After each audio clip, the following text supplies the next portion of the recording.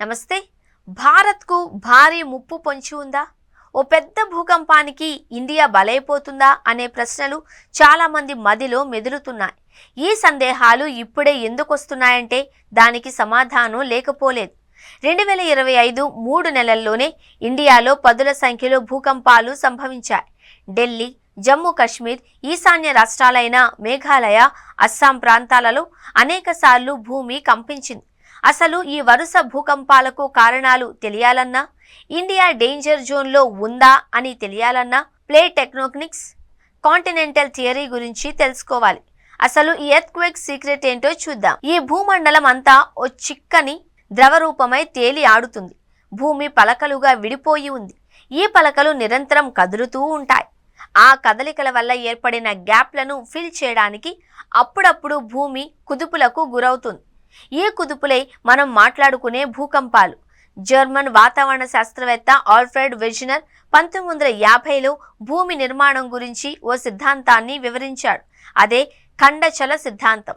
ప్రపంచ ఖండాలు క్రింద ఉన్న భూ పలకలు కదులుతూ ఉంటాయని ఆల్ఫ్రెడ్ వెజ్నర్ వివరించాడు. ఈ కదలిక చాలా నెమ్మదిగా జరుగుతుంది. వందల ఏళ్లకు 1 సెంటీమీటర్, మిల్లీమీటర్ దూరం కదులుతూ ఉంటాయి. ఆ థియరీ ప్రకారం భారత్ 2 పలకల మధ్య ఉంది. యురేషియా పలక అంచున ఉంది. ఈ ప్లేట్ చివర్లో హిమాలయ పర్వత శ్రేణి ఉంది. దాని క్రింద ద్వీపకల్ప పీఠభూమి మరో పలక మీద ఉంది. ఈ 2 పలకలు ఢీకొట్టి ఒకదాని క్రిందకి మరొకటి ముడుచుకుపోవడం వల్ల ముడత పర్వతాలైన హిమాలయాలు ఏర్పడ్డాయి. ద్వీపకల్ప పీఠభూమి క్రమంగా యురేషియా పలకను ఉత్తరం వైపునకు నెట్టుతూ ఉంటుంది.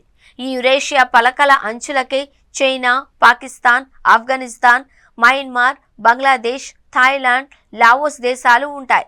యురేషియా పలక మరో పలకతో ఢీకొన్నప్పుడు ఏర్పడిన గ్యాప్లు ఈ దేశాల క్రింద ఉంటాయి. దీంతో తరచుగా ఈ ప్రాంతాలలోనే భూకంపాలు వస్తూ ఉంటాయి. టెక్టోనిక్స్ వల్ల ప్లేట్ల అంచులు ఒకదానికొకటి ఢీకొన్నప్పుడు ఒత్తిడి పెరుగుతుంది. అది చాలా ఎత్తుకు పెరిగినప్పుడు ప్లేట్లు అకస్మాత్తుగా విడిపోతాయి. దీనివల్ల భూకంపం రూపంలో భూమి ఉపరితలంపై ఒత్తిడి తరంగాలు వ్యాపిస్తాయి. సముద్రంలో భూకంపాలు సంభవించినప్పుడు సునామీ వచ్చే అవకాశం ఎక్కువగా ఉంటుంది. దీనివల్ల భారీ అలలు అధిక వేగంతో వ్యాపిస్తాయి. అవి భూమిని తాకినప్పుడు వినాశకరమైన వరదలకు కారణమవుతాయి. ఎక్కువ తీవ్రతతో భూకంపాలు సంభవించగానే మరో భూకంపం అదే ప్రాంతంలో వస్తుంది అని శాస్త్రవేత్తలు చెబుతున్నారు. అంతేకాక కొన్నిసార్లు చిన్న భూకంపం వచ్చి తరువాతనే భారీ భూకంపం సంభవించే అవకాశం కూడా ఉంటుందట. రిక్టర్ స్కేల్పై 8 కంటే ఎక్కువగా నమోదయ్యే ఎర్త్క్వేక్స్ వినాశనాన్ని సృష్టిస్తాయి. అయితే రిక్టర్ స్కేల్పై 8 లేదా అంతకంటే ఎక్కువ స్థాయిలో భూమి కంపించినప్పుడు రీడింగ్ చూపించదు అని నిపుణులు చెబుతున్నారు. ఇటీవల కాలంలో భారత్లో 5-6 పాయింట్లలో భూకంపాలు సంభవించాయి. దీంతో త్వరలో ఇండియాలో భారీ భూకంపం సంభవిస్తుందా అని శాస్త్రవేత్తలు అంచనాలు వేస్తున్నారు.